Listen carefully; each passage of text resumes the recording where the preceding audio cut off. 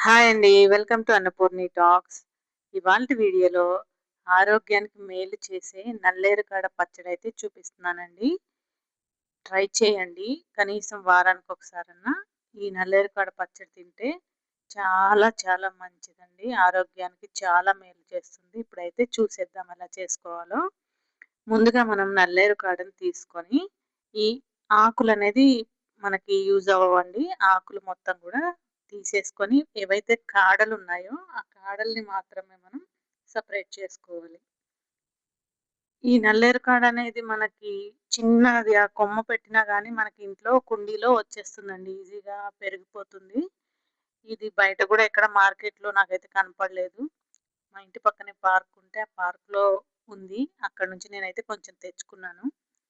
So, నేను ఒక 2 కొమ్మలు కూడా మట్టిలో పెట్టాను. గ్రో చేద్దామనేసి. ఇప్పుడైతే ఇవన్నీ గూడా ఈ విధంగా మనం కట్ చేసుకొని పెట్టుకోవాలండి. ఇవన్నీ గూడా మనం మళ్ళీ నార మొత్తం తీసుకోవాలి. దీంట్లో నార అనేది ఉంటుంది. అది తీసేయాలి.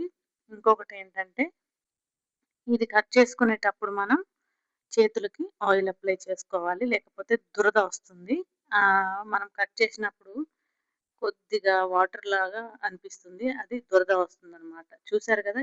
ఇలాగ మొత్తం అన్నీ తీసి పెట్టుకున్న తర్వాత ఇలా 4 సైడ్స్ ఇలాగ మనం చిక్కుడుకాయకి నారెలా వస్తుందో అలాగే వస్తుంది దీనికి కూడా. చక్కగా ఆ నారనేది 4 సైడ్స్ తీసేసుకోవాలి. చాకుతోనైనా తీసుకోండి. ఇలాగ మామూలుగా చేత్తోనైనా తీసేసుకోవచ్చు. ఇంకొకటి గూడా చూపిస్తాను చూడండి క్లియర్‌గా. తెలియని వాళ్ళెవరన్నా ఉంటే చూడండి. చాలా మందికి ఐడియానే ఉంటుంది. ఇగో ఈ విధంగా 4 సైడ్స్ గూడా తీసేసుకోవాలన్నీ. తీసి పక్కన పెట్టుకున్న తర్వాత మిగతా ప్రాసెస్ అనేది స్టార్ట్ చేద్దామండి. చూసారు కదా ఎంత నార వచ్చిందో. మొత్తం క్లీన్ చేసిన తర్వాత ఇన్నయినయి. అవి ఫ్రై అయితే ఇంకా దాంట్లో సగం అవుతాయి. ఇప్పుడైతే శుభ్రంగా కడుక్కొని పక్కన పెట్టేసుకున్నాను. స్టవ్ ఆన్ చేసి పాన్ పెట్టుకొని ఒక స్పూను లేదా 2 స్పూన్ల ఆయిల్ వేసుకొని ఒక టేబుల్ స్పూను పచ్చెనపప్పు, ఒక టేబుల్ స్పూను మినపప్పు, ఒక టేబుల్ స్పూన్ పల్లీలు వేసుకొని దోరగా వేయించుకోవాలి. కొద్దిగా వేగిన తర్వాత దీంట్లో మనం ధనియాలు వేద్దాం ఒక టేబుల్ స్పూన్. ధనియాలు కూడా వేసి మంచిగా ఫ్రై చేసుకోవాలి. ఈ పప్పులన్నీ మంచిగా ఫ్రై అవ్వాలి. మంచి స్మెల్ వచ్చేంత వరకు ఫ్రై చేసుకున్న తర్వాత దాంట్లోనే మనం ఒక స్పూన్ జీలకర్ర, కొద్దిగా మెంతులు కూడా వేసుకోవాలి.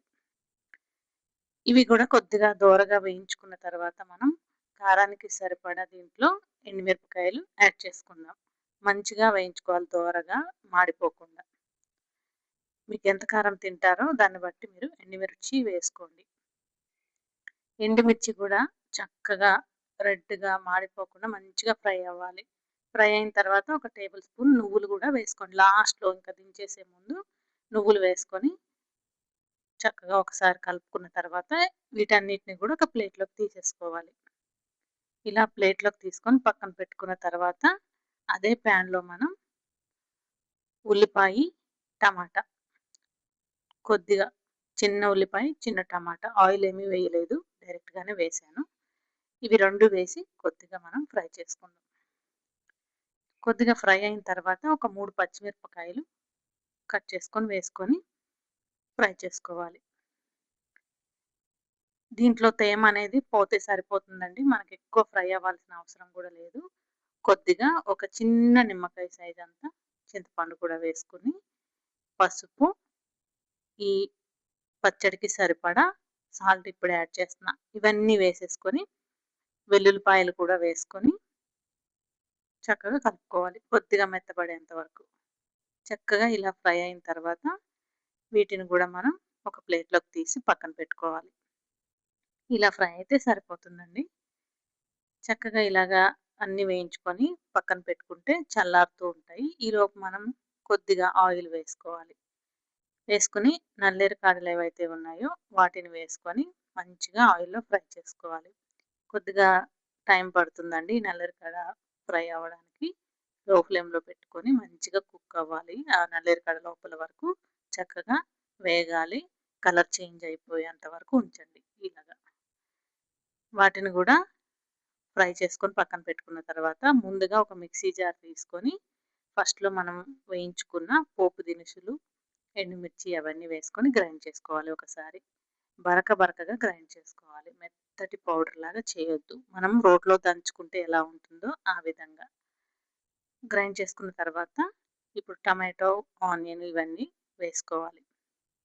అవి కూడా వేసుకున్న తర్వాత నల్లేరు కాడలు కూడా వేసుకొని, నేను ముందుగానే సాల్ట్ వేసేసాను కాబట్టి ఇంక వేయట్లేదు, సరిపోతుందది. మీకేమన్నా కావాలంటే ఇప్పుడు యాడ్ చేసుకోండి. ఇవన్నీ వేసుకొని గ్రైండ్ చేసుకోవాలి.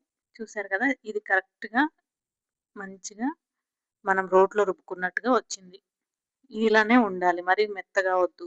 మీకు వాటర్ కావాలంటే యాడ్ చేసుకోండి. ఇప్పుడు స్టవ్ ఆన్ చేసి పాన్ పెట్టుకొని శనగపప్పు, మినపప్పు, జీలకర్ర, ఎండుమిర్చి, కరివేపాకు, ఇంగువ. ఇంగువ కొంచెం ఎక్కువ వేస్తున్నాం. పప్పులనేవి వేసాం కాబట్టి. ఈ పోపు బాగా వేగాలండి. మంచిగా వేగిన తర్వాత మనం గ్రైండ్ చేసుకున్న పచ్చడి దీంట్లో వేసుకోవాలి. పోపు వేసుకుంటే బావుంటుంది. వద్దనుకుంటే మీ ఇష్టం. సో, ఇలా వేసుకొని చక్కగా ఒక్క నిమిషం అలా అలా కలిపేసుకుంటే సరిపోతుందండి. మన నల్లేరుకాడ పచ్చడి రెడీ అయిపోయింది. వేడి వేడి అన్నం వండాను. సో, ఆ అన్నంలో చక్కగా కొద్దిగా పచ్చడి వేసుకొని, కొద్దిగా నెయ్యి వేసుకొని, వేడి వేడి అన్నంలో ఇలా వేసుకొని తింటే చాలా చాలా బావుంటుందండి. అన్నం కూడా ఎంత తింటున్నామో తెలీదు మనకి. అంతలా తినేస్తాము. తప్పకుండా ట్రై చేయండి. ఎన్నో హెల్త్ బెనిఫిట్స్ ఉన్న ఈ పచ్చడి మర్చిపోకుండా చేసుకోండి.